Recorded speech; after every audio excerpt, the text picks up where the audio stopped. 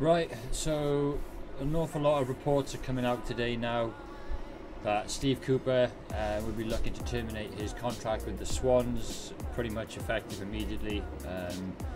More news to come out about it at the end of the week. I don't know why we're waiting so long to do this, and it's not the greatest time to do it with 2.5 weeks to go before the season starts in the Championship. Why has this come about, really? And why could it not have been sorted out throughout the summer? My only guess is with this, he's probably asked for money to spend this season, and once again the owners and the board are not providing those funds to him. 2 seasons back-to-back promotion charges, playoff qualification, getting to the playoff final this season, failing in the semi-finals the season before against Brentford. We've really lacked investment in the playing squad. We've managed to use Cooper's contacts to bring in an awful lot of players on loan, with bringing a couple of sort of cheaper valued players along the way, players for the future, as we keep saying. How many of these players over the past 2 seasons have actually been Cooper's requested and targeted players? We don't really know. Probably an awful lot of them have been brought in and decisions made by the board and the hierarchy, but it's looking more inevitable as we go on this week, and rumours have been circulating the last sort of 2 weeks online that Cooper is going to be leaving his post as Swansea City manager. The more things come out today, with some of the journalists reporting on it. Ian Mitchellmore for Wales Online has also come out and reported it. It's just disappointing. This point of the season, 2.5 weeks to go before the season starts.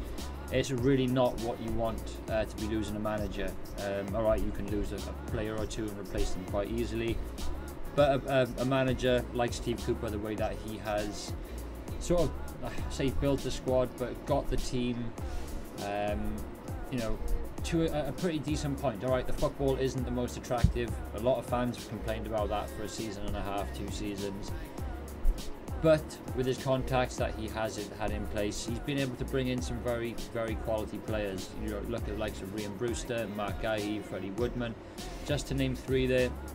We've had some fantastic loan signings over the last 2 years, and they have hugely, hugely helped our squad and our team get into the playoffs back to back. It's disappointing to see that mutual agreement termination of the contract is likely to be what is going to happen here. Receiving no compensation for Cooper leaving to go to another club. Speculations were putting him, sort of bookies' favourite to take the Crystal Palace job, which has now been, that role has now been filled. Obviously, we wanted, I think, $3.5 million compensation for Cooper and his backroom staff, but that obviously hasn't happened. The funds aren't there to give him to improve the playing squad. So it seems like an awful lot of things have come to head, and mutual termination of Steve Cooper's contract is likely to be the outcome come the end of the week, which will then be 2 weeks before the start of the season. Our board over previous seasons have always had the next manager lined up, and the successor has always done a pretty good job. We had Graham Potter coming in, we replaced him with Steve Cooper, and we sort of took our next step as far as positions in the table and advancing in the league. The football may not be as great as it was under Potter, but Cooper has come in. He sort of solidified the team and the football club a bit as well. And we had Trevor Birch in as our executive CEO. He did wonders as well. He moved on to Spurs and then moved on to England. For the last few seasons we have been a selling club as far as players and managers have gone. And we've made some pretty lucrative deals. We've brought in an awful lot of money over the last few seasons, but we've just not been able to reinvest that. And I think really the fans now need to start looking at the ownership group, pointing fingers at Steve Cooper continuously and manager after manager. We went through a period where we absolutely despised our board and our owners, and I think it might end up coming back to that very, very soon.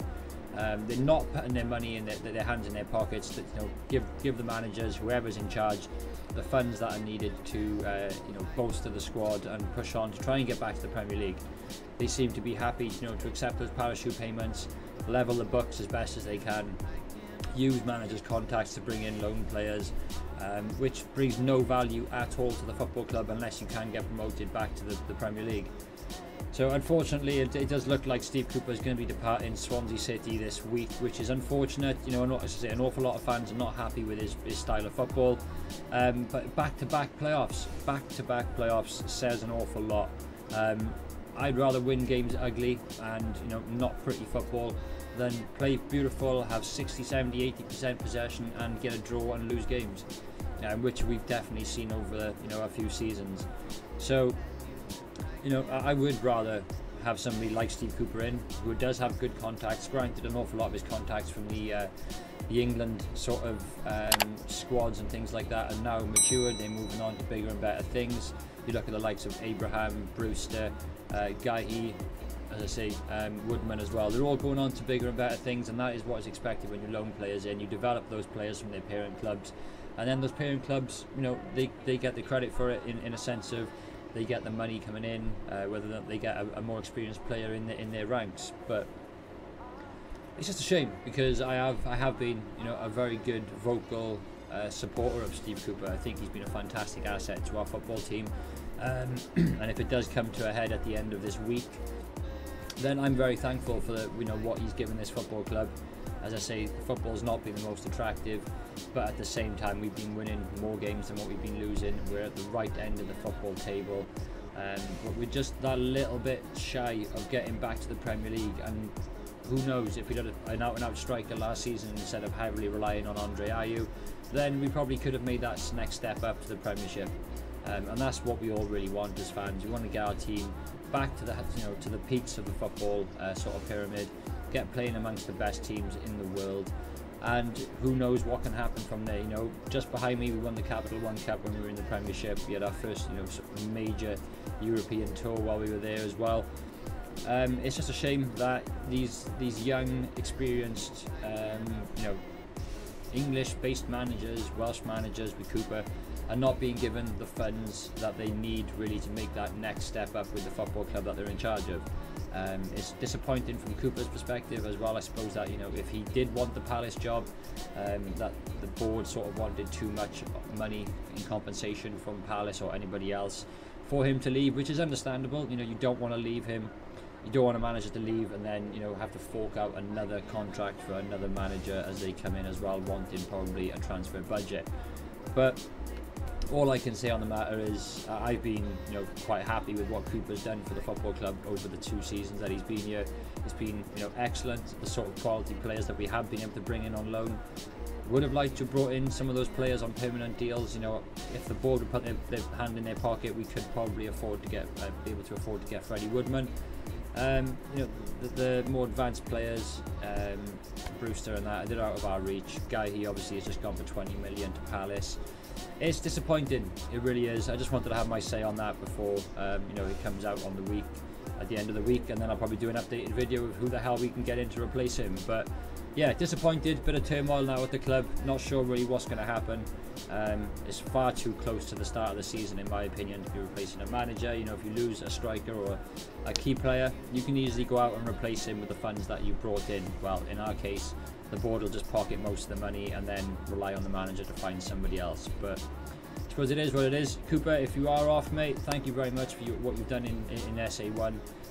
Swansea have loved you. We've shown you our support to you on the terraces. So all the best in your next venture, mate. If you do move on, it's a bit of a shame. I would have liked to have had another season, a bit of stability with the manager, try and progress the squad. But if the board aren't putting their hands in their pockets to fund that manager and sort of move the club on to that next level, then what can a manager do? It looks like there's been a bit of fallout amongst the ranks, and I suppose in a sense, if you're not happy with your employers, then you look for another job. If you can't find that next job and you're seriously unhappy with your employers, if you can afford to do so, in this day and age, and especially in this sort of profession, then you can just sort of take a step down, mutually terminate your contract with that club, and hopefully somebody comes in and picks you up. But it's disappointing, but it does look like Cooper will be vacating Swansea City at the end of the week. Hopefully these rumours, in my opinion, hopefully that they don't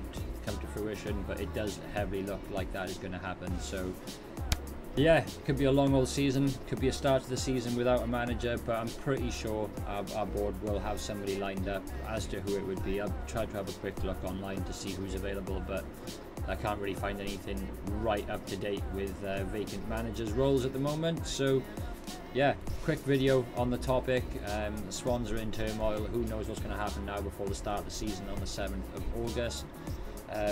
Literally last night we beat Plymouth in a pre-season friendly. We had 3 pre-season games against Newport and won them all.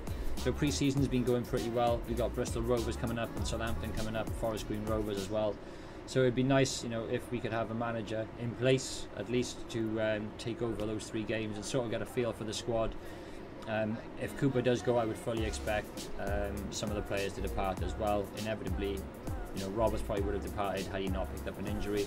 Probably be a January transfer out that, but you know, the likes of Matt Grimes and a few other players could be making their way out of Swansea City as well before the season starts. So guys, thanks for watching this quick video. Just a little news update on the Steve Cooper situation.